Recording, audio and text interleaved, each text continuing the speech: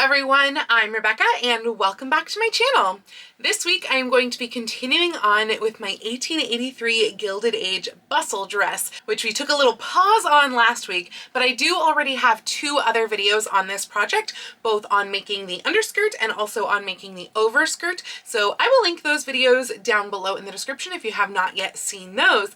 But because we've already made the skirts and they're nearly finished, we are now this week going to be moving on to the bodice. So of course, this is one of the often more challenging parts of making Victorian costuming, and so we're going to go through the mock-up, the fitting, putting together the bodice, embellishments, etc. So I'm very, very excited about this. Now the rest of the dress is sitting right behind me right here, and my cat is sitting just off frame, which I don't think that you can see.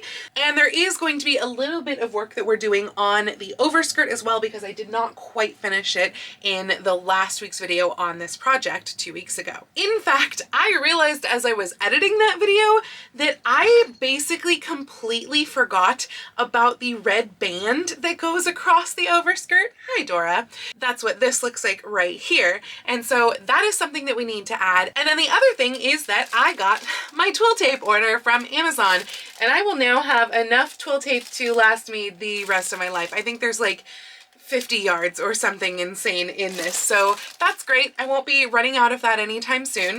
And we can go ahead and bustle up the skirt, which means that we will also be able to do the hem of the back parts of the skirt, because I wasn't able to do that without the twill tapes. But first though, I want to get started on the bodice. Now, if you've been around my channel for a while, you will have seen me make other Victorian bodices on this channel, but honestly, it's been a while. It's hard for me to believe, but it's been like over a year and a half since I made my last Bustle era bodice, and it wasn't actually even using this pattern at the time. So we're going back to a pattern that I think I last used on this channel in 2021 for my peppermint bodice, this peppermint dress right here.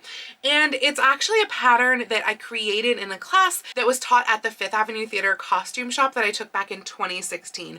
And I have been using this pattern for basically all of my almost like all Victorian stuff, but definitely all like bustle and 1890s eras patterns for, I mean, since then, honestly. Like, it's been so useful. And I just tweak the necklines, the hemlines, the shoulder width a lot of times for each successive time that I use the pattern. And then of course I transfer those pattern markings onto the pattern, and it winds up looking like this crazy colorful mess like this, with a little key label of what pattern is what color, so that I know, okay, well, if I really liked the peppermint bodice and I want to do things similar to the peppermint bodice, then I can go back and do things similarly to the peppermint bodice.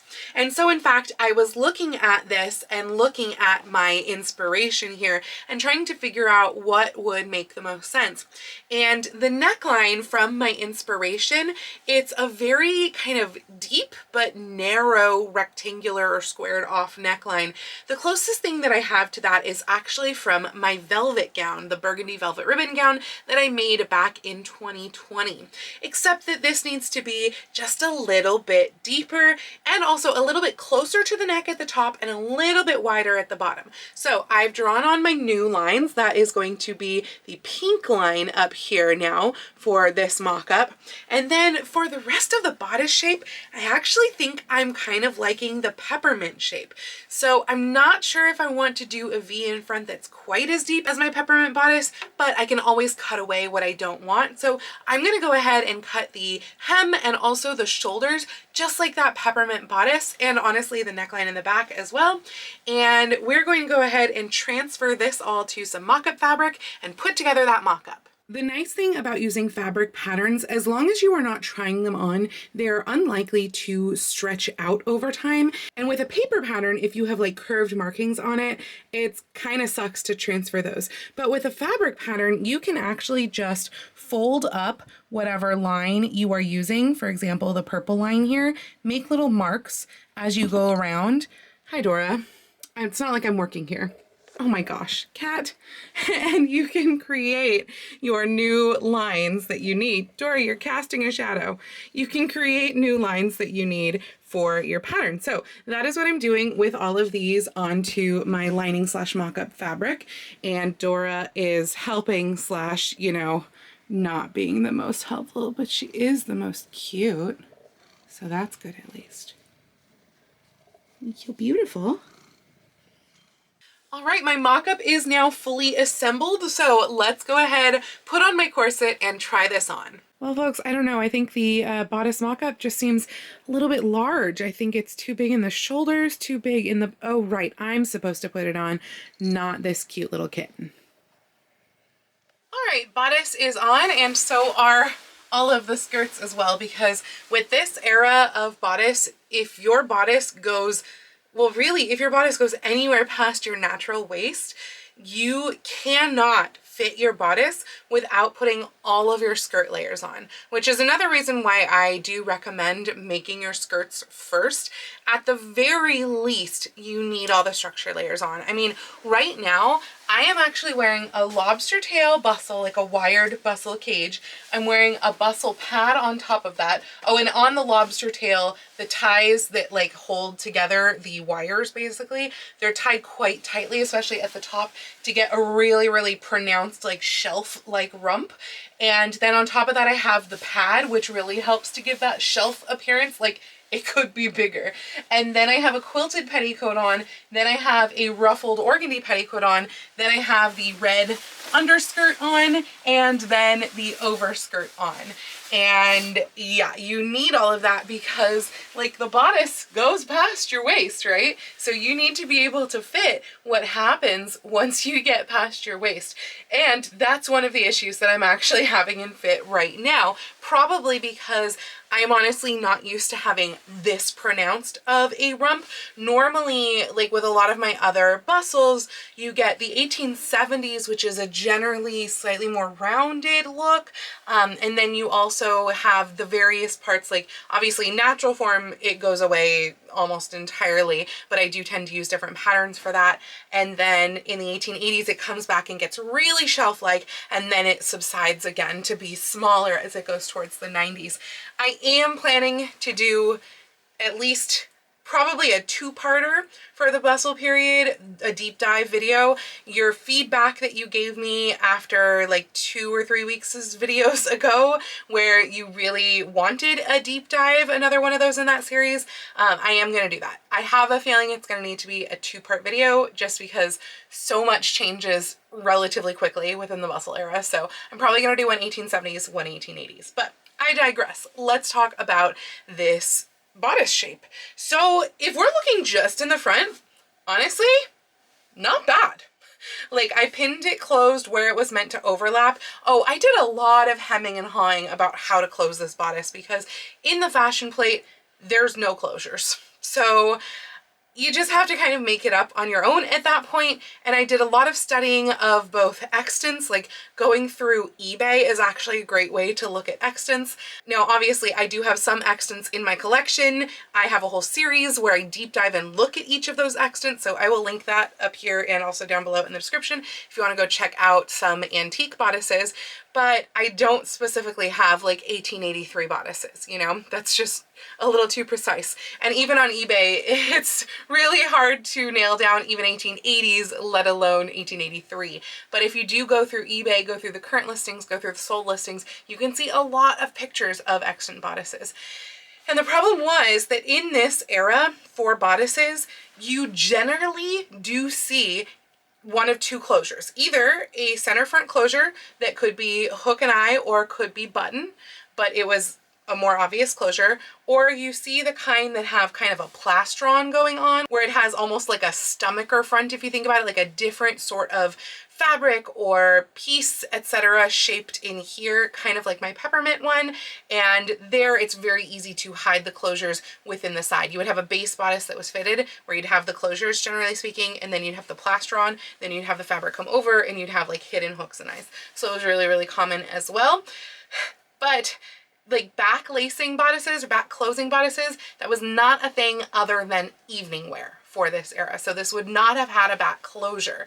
So we just have to assume that the artist didn't draw in a closure, and it was probably going to be the center front. So I'm going to have a center front closure. I am going to have a neckline fill-in area here that is a separate piece that I'm going to sew in. That's kind of like a partial plaster on, if you will. You could do a chemise here as well, but I think I'm going to stitch mine in. But let's talk about the fit here. So as I briefly said, the fit of the front is honestly pretty darn good. I did not fold up the seam allowance here, and the depth of this front point is going to be dictated by what can hide underneath that sash piece. So I am going to try on the sash piece that I mostly created last week but did not finish, and we're going to see what hides, because I think the point is going to need to be quite a bit shallower to hide under that sash. But other than that, the front looks really good. The neckline is laying right, the closures are laying right, everything looks really pretty nice and smooth.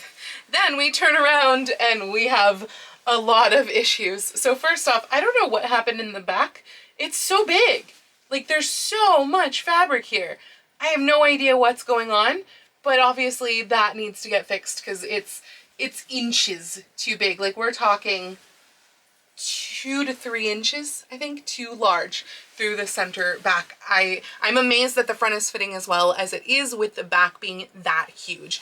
And then because I'm not used to such a shelf-like bustle, it's actually a little bit too long, the bodice waist. It's just a little bit too long in the back, and so we're getting some wrinkling on top of that because we're not being able to come down where we need to. But the first issue that I need to fix is definitely how much fabric there is in the back. So I am going to take this off and get rid of a lot of that and see if doing that might actually even help this waist just a little bit. So we're looking at the inside of the mock-up right now, and this dot right here up here, this is the area where it is way too big. It is literally 3¼ inches too big in the back in this area.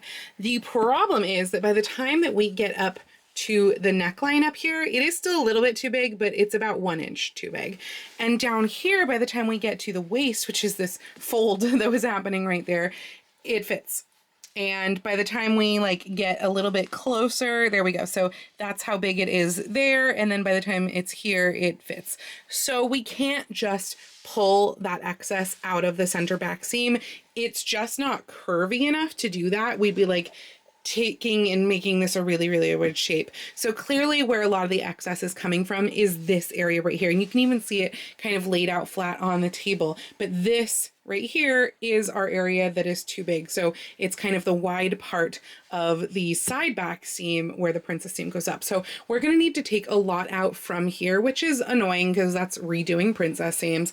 But I think that's going to be the best route. We do have a little bit that we can take out here. I think you can see some of the wrinkling. It's not going to equate to much. This might be able to take out like the 1 inch that is too big up there, and the remaining, what did I say, 3¼ inches. So the remaining 2¼ inches are going to have to come out of these. Basically 1 1/8 inches per seam is going to have to come out there. So there's a lot of doctoring that we have to do to this. Let's go ahead and dive in. Okay, so first off, regarding the bodice point, it is obviously way too long because I don't really see that I can get this sash to be kind of any lower than this. I know in the fashion plate it looks just like really wide and kind of loose, and I literally don't even know how that's possible, but like, yeah, that's about as low and as loose as I can get it, I would say. So I'm definitely gonna have to take, hi Dora, don't touch the iron, it's hot. So I'm definitely going to have to take the point up quite a bit there. I also did, I think, mostly fix the back. I do wonder if it is still just a little bit baggy. I mean, I do stick out a bit over my corset, so some of that is me, but I do wonder if it's a little bit baggy as well. I do think, though, that fixing the upper back actually fixed the lower back. Oh my God, Dora just put her tail against a hot iron because she's an idiot. Dora, can we not? Can we not? Don't be an idiot. Okay, so as far as the back goes, fixing the upper back did fix the lower back. I do think that, like with the front, I do want to get rid of a little bit of this point because this is feeling very 1870s right now as opposed to 1880s. And again, I want it to kind of hide underneath the bow and everything. Now that's one thing that I have not put on yet because I realized that with having the bodice go over the overskirt, which is I think what I want to do, the snaps that I put on the waistband of the overskirt, they obviously can't go there. They have to go on the bodice because then I can put that there and the rest of the sash will come around behind and hide the back of the bodice as well. So yeah, I think I just need to tweak the hem shape of this. I love the neckline. I think the neckline is really pretty fabulous, honestly. I think the shoulder width is good. It honestly could have been a little bit wider probably because I think, oh, in fact, maybe it's not good. I don't know that I have enough for seam allowance right there because I took the back in, so it took the shoulders in there. Oh, but I really want to use this as my flat lining. I really don't want to have to recut it, but that is worrisome. So I might have to see if maybe I do actually need to let the neckline out just a little bit so that I can get that shoulder width back since I took an inch out of the neckline. So yeah, that's a concern. I have to figure that out. I'll have to do that in the mirror and then figure out the point situation, but otherwise we're pretty good on bodice mock-up here. Okay, yeah, I was just looking in the mirror and I did not realize just how far in this is all going up here.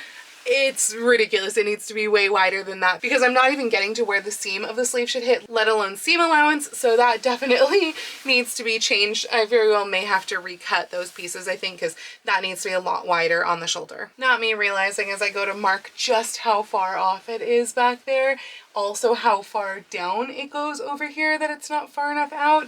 And me realizing that taking in the back that much just like completely screwed me over as far as the width went because it is way too narrow basically everywhere. Like from here all the way to here. Shoot, that's all the pieces. No, I've got to do something to tweak the back because I don't want to recut all of these. This is ridiculous. How did that happen? How is it that now it's fitting, but it's not fitting in my shoulders?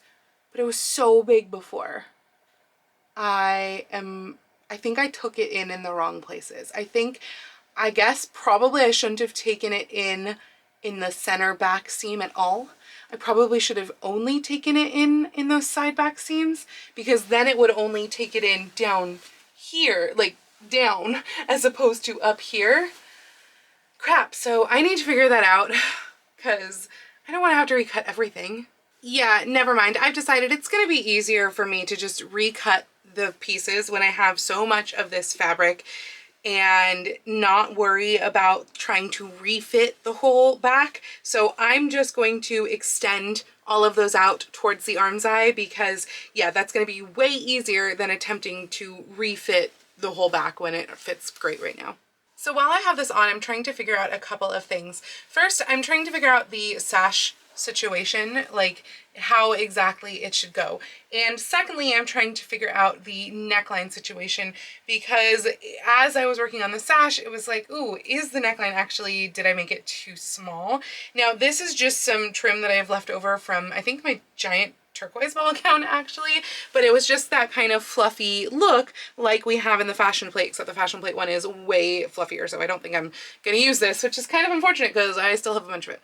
But I'm realizing like this width, I think, is more correct, and depth, honestly, it's lower than how I had it to. I think that is more correct to the fashion plate right here. I am very much struggling with the sash though, because her sash is just like so kind of poofy looking, and that is going to be super unflattering on me, and I don't want that. Obviously I want my waist to look like the narrowest part of me because it is the narrowest part and I like it looking like the narrowest part. So I'm trying to figure out what to do, but right now this look that I'm getting is so like super early bustle, like 1870, if not like 69, and so I'm a little bit worried that like this is not the look that I'm going for.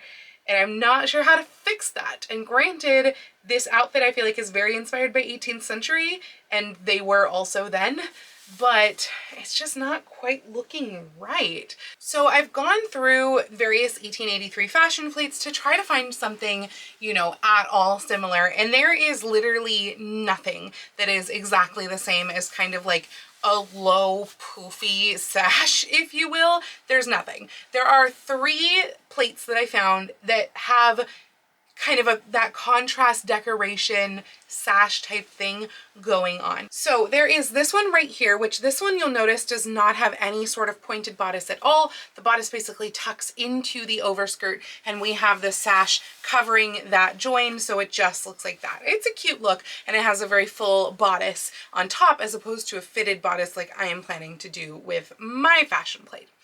And then we also have this one right here, which this looks like it has kind of an asymmetrical-ish sash, asymmetrical because of the bows, that actually goes along the bottom of the points of the bodice. So like it does come down into that V point, and we have this just kind of being a contrast band around the bottom with cute little bows on the side. I like it. It's a cute look. I mean, it's obviously not from my fashion plate, but it is a cute look. So maybe it could serve as an idea potentially. And then there's also this one right here, which this I think is honestly some sort of trim, maybe like a pleated trim or something, because it's the same trim that is on the sleeves. But it does again kind of follow that lower line of the bodice, though this time we have a much shallower point, kind of like what I've got going on right here. And it's that sort of trim underneath it, I guess. So that is maybe similar-ish as well.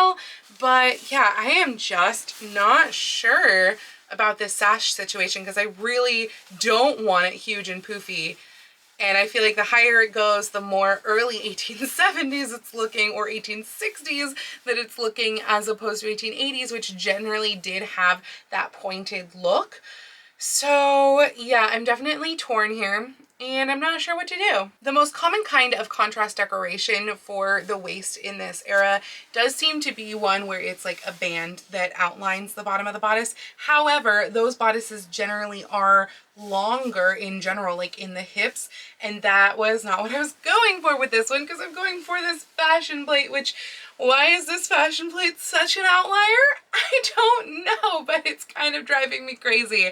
Why do I do this to myself? So maybe I just need to kind of embrace the outlier nature with this and go with the wide sash across, but like have it fitted so it looks flattering, because this again is reading, even with this, because it's a shorter bodice look, it's reading so 1870s, because that's the biggest thing about an early 1870s bodice versus like going into natural form and then later going into the 1880s is 1870s had shorter bodices. That is kind of the hallmark. So I think I probably need to more embrace the kind of bodice that did exist in this year. There's a couple of fashion plates for it. The one where it had like the gathered look bodice into the actual like waist sash thing, like fitted right at the waist with no point below. I think maybe that is what I need to embrace. So maybe I should just try literally like tucking in this bodice into the overskirt and see what that does for me, and then have the sash right at the waist like that. That might be the answer. Oh, hey, look, by tucking my bodice in, I can put my snaps back to work and have my little bustle tail back there. And then this would come around like this and get incorporated into the bow as well. So I get that little extra floof, and that would be the sash. And I think that's gonna be the answer. So as you can see, the bodice is now assembled in the actual silk. I recut the other fabric in these pieces and also cut it all in the silk, being really careful, especially across the front and across the center back, to match the plaid, like going across. I did actually match it, like the sides match each other, the side backs match each other, etc. So everything matches, but I didn't care about matching across seam lines. other than in the center front and in the center back, because those are really obvious. So yeah, everything is cut out. I always like to try on a bodice once it's cut out and assembled so that I can know if it is correct, like before I bind the neckline, the hem, etc. And as you might notice, we do still have a point and a little bit of a tail back here. I did decide to cut them with that point and that tail because that was more common like throughout the bustle era really, but it was more common than when you see it like cropped at the waist. And so if I finish this bodice so that it looks like something that could also be worn not tucked in, then even better. That's like dual duty on this bodice. So now, because it does fit and I don't need to do any tweaks anymore to this, I am able to go ahead and bind the neckline off, bind the hem line off down here. I can also put a facing on the underlap. So the over bit right here, I don't know how much you can see of any of this because I think I did do a good job putting it together, but the overlap, basically there's an 1.5 inches past the center front that goes onto both sides of this bodice. And then the side that is over, which I always like right over. I don't know if that's actually how women's blouses are because I don't tend to stare at women's like commercially made blouses very often, but I always like right over left because I find that with hooks and eyes it is easier to do right over left, so that's what I do. And this side, I don't need to do any additional facing or anything like that because that 1.5 inches folds inwards, the 1/2 inch comes around at the end. So basically I have 1 inch of facing there that I wind up attaching the hooks to. But the inner side right here, right now it's just going out this way 1.5 inches. So there's like 1.5 inches underlapped under this side right here.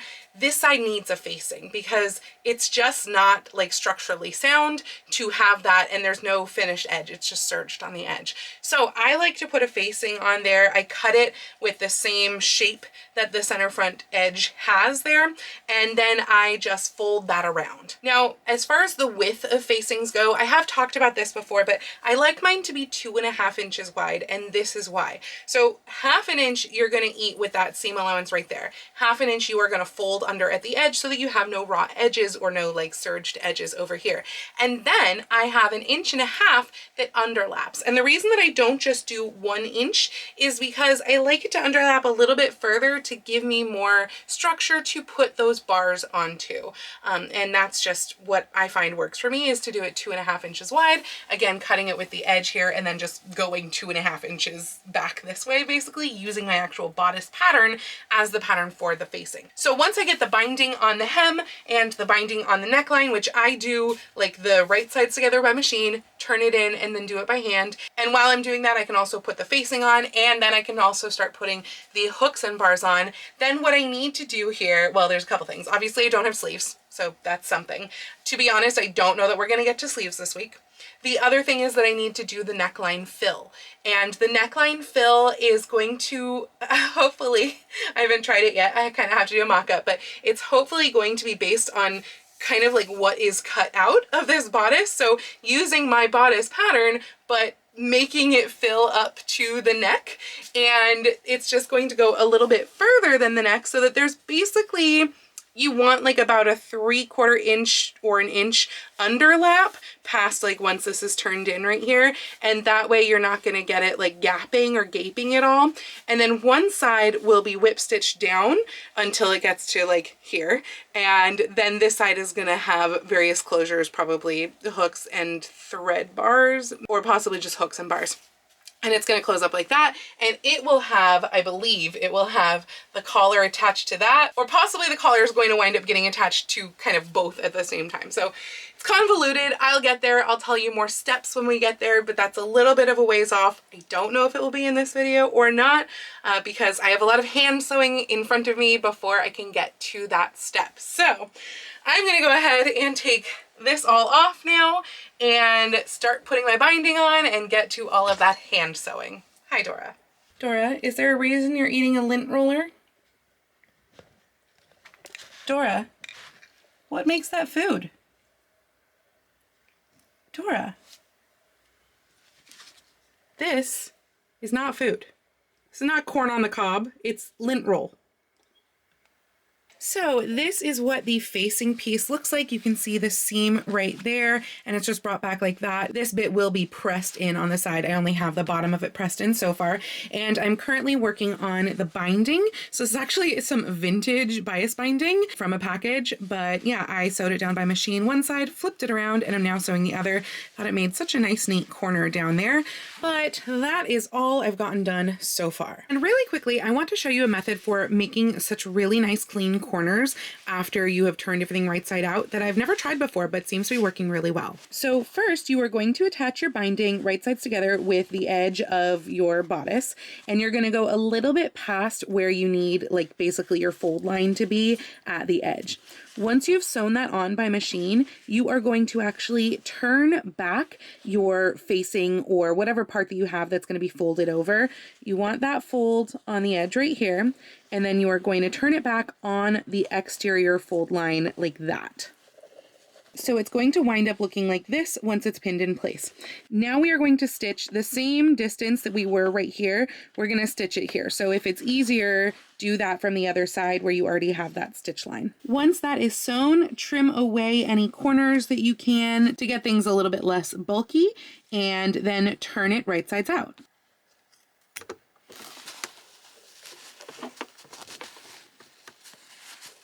You can use the binding to help pull it right sides out even. And that should give you a pretty nice square corner.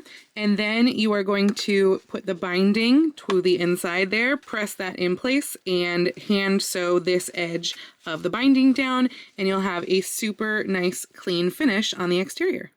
And unfortunately, it is in fact the end of the week. In fact, actually, it is past the end of the week. It is Tuesday right now, and that is still all the hand sewing that I have gotten done on here. So I am going to be doing more hand sewing on this tonight. I'm going to be taking it with me to the theater to an audition while I wait to try to get some of, or hopefully all of, the bottom of it done. I have not yet applied the binding around the neckline, even the part by machine, so that still does need to happen, but I just did not wind up with any sewing time whatsoever this weekend. So unfortunately, that's all that happened this week. I'm glad I got sewing time earlier in the week. And I'm also realizing at this point, considering today is December 12th, that I'm a little bit worried that I'm not going to finish this project before Christmas. I mean, there is no way that you are going to see this project finished before Christmas. It's possible that I might still finish this before Christmas, but my parents are visiting on the 21st, and once they get here, other than maybe some hand sewing, nothing's going to be able to be done because I'm going to be spending all of my time with them for Christmas time. So keep your fingers crossed for me. Maybe I will miraculously get this all finished before then.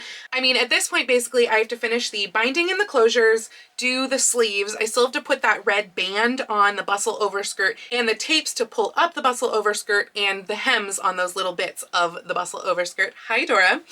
And so there is still quite a bit left to do there, and then obviously the neckline decoration and a couple of closures like on the sash. So that part is not too bad. It's mostly the bodice that is the worst and most labor intensive part on this, and of course a lot of hand sewing.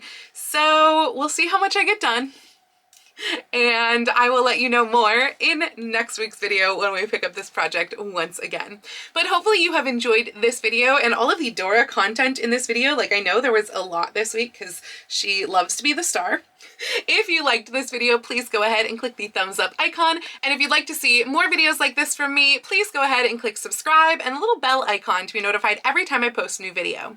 I do post videos here on YouTube at least once a week, with sewing vlogs like this out on Tuesdays and sometimes additional content out on Saturdays, but I post every day over on my Instagram, so please go follow me on Instagram. That's at Lady Rebecca Fashions.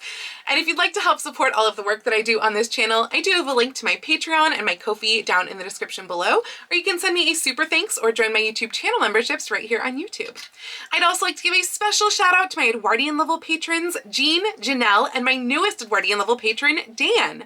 Thank you all so much for joining me today. I hope you all have a wonderful week, and I will see you very soon in my next video. Happy sewing!